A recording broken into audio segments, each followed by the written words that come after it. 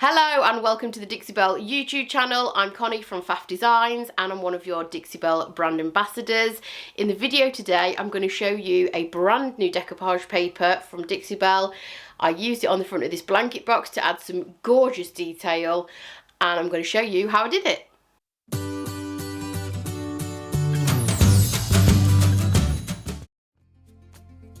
So here's how it started out. It's a nice shape, it's in relatively good condition, but that detail on the very front there is going to cause issues where I want to put my decoupage. So I'm going to make sure that I've got a completely flat surface and I'm going to use a wood filler just to fill in that carved detail which I don't want on there.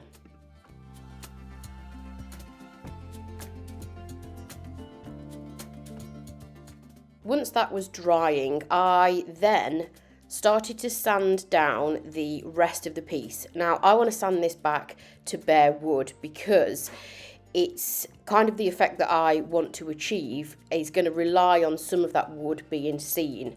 So that's why I sanded it all the way back. And then once it was dry on the front panels, I then just sanded that flat.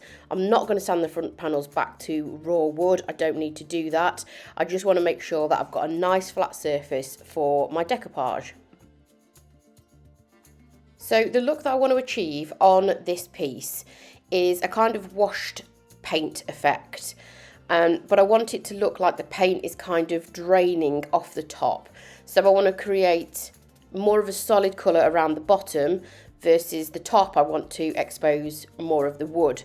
So all I'm doing right now is applying a wash of paint. The colour that I'm using is Blue Agave and it's from the Clay paint range, and I've mixed roughly 50-50 mixture of water and paint in a pot, mixed it all together, and I'm just applying it all over with a premium chip brush. So because I've sanded the existing finish back, this is just going to soak into the wood, and this effect is going to make it so that some of the wood is visible.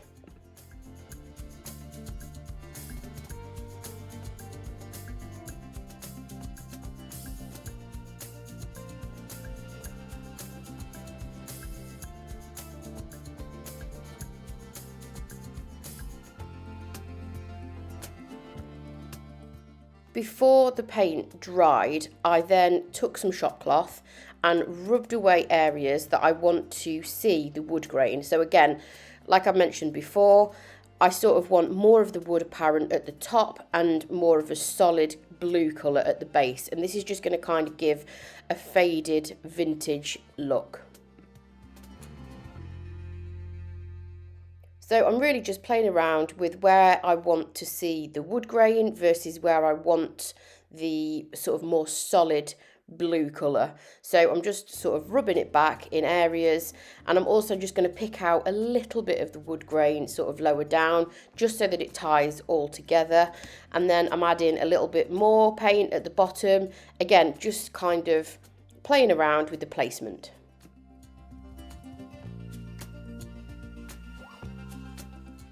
And then I left it to dry. You can tell Clay paint is dry because it changes colour, so it goes a lot lighter once it's dried, as you can see here. And then I went in with a little bit more of the paint wash, but I'm also dipping my brush into the Blue Agave pot, which is going to give me a slightly stronger concentration of colour. And I'm really just concentrating that around the base and then feathering it upwards into the paint wash, which is going to give me that faded effect.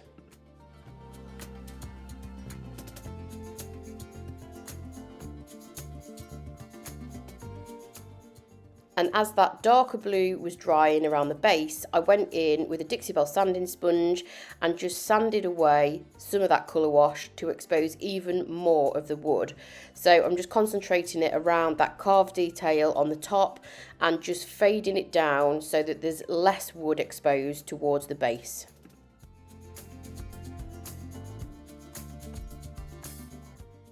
And once I was happy with the placement of the wood versus paint and I'd got that kind of washed look that I was looking for, I then sealed the entire blanket box with Terra Tuff, and that is because Terra paint is really easily reactivated with water or water-based products, and I'm yet to do the decoupage work, so I just wanted to make sure that paint effect that I'd achieved was sealed in and wasn't going to be disturbed. So once that was completely dried, I then taped out the panelled area, and this is just going to stop any decoupage paper sticking to the area that I've already painted. It just depends on the area that you are decoupaging. If it's a drawer front, you obviously don't have to tape it off. It's just that mine was a recessed panel, hence why I taped the area off. And then most times when I'm decoupaging, I will use a base of white. 9 times out of 10, I'll use silk mineral paint in the colour Saltwater because it has those stain blocking properties. And this is the paper that I'm going to use. It's called Lovely Sonnet by Dixie Belle Paint, and it is absolutely huge. It's actually an A1 sheet, and for these two panels on the blanket box, I actually only used half of the sheet. So I basically cut out the desired shape and then put the other bit to one side, and I can use that on a different project. As you can tell, I've cut out slightly larger piece than what I need, and that's because I'm going to trim it down after. But there is another way of doing this. You can make a template and cut out the exact shape you need, and that way you don't really have to trim it down afterwards, and you don't have to tape off the area like I did. But I'm just doing it this way because it's the way that makes sense in my brain. For the adhesive, I'm going to use Gator Hide, and you can also use the clear coats in the Dixie Belle range to stick down your decoupage paper. They all work fabulously, but I'm just going to use Gator Hide today. And I'm applying a fairly thick layer over the dried Saltwater, which is the white panel that I have painted, and it's definitely a thicker layer than what I would do if I was using it as a top coat, but you don't want it dripping off your piece, and you want to make sure that you cover the entire panel, not just the middle. Make sure you get all of the corners as well. And then I'm going to peel the masking tape off, and then that is just going to leave me a really clean line where I have applied the Gator Hide, ready for the decoupage paper to be placed on, and that way you don't get your decoupage paper sticking on the area that you've painted. So once your paper is in place, you can just rub it out with your finger, make sure there's no wrinkles in it. I also use the thingamajig tool just to smooth out any wrinkles and also get the paper right in the corners, because it has a sort of a pointed end, so you can use that to get in all of the corners and make it all nice and smooth. And then once you are happy with the placement, you want to leave it to dry completely.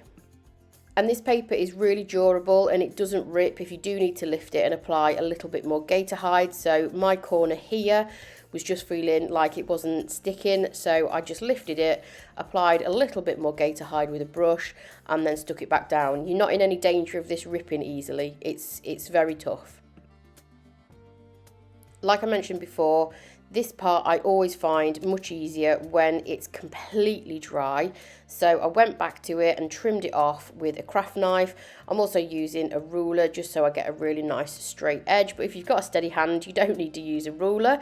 I am just incapable of basically creating anything with straight lines. So I'm using the ruler just to guide me and get a nice clean cut.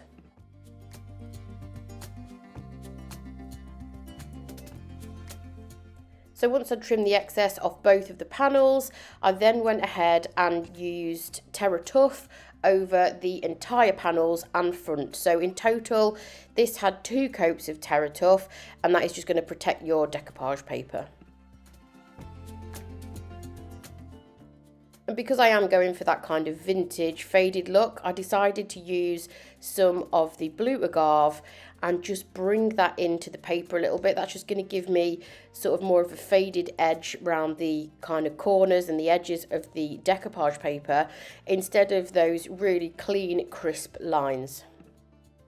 And because I'd added some more Terra to the blanket box, I then had to add another coat of Terra Tuff over the top, just to basically seal it all in. I felt like the interior needed something as well, so I scuff sanded the panel on the lid, and then I used Connie from Silk All-in-One Mineral Paint just to add a little pop of colour on the inside, and that also brings the pinks out in the decoupage paper really nicely.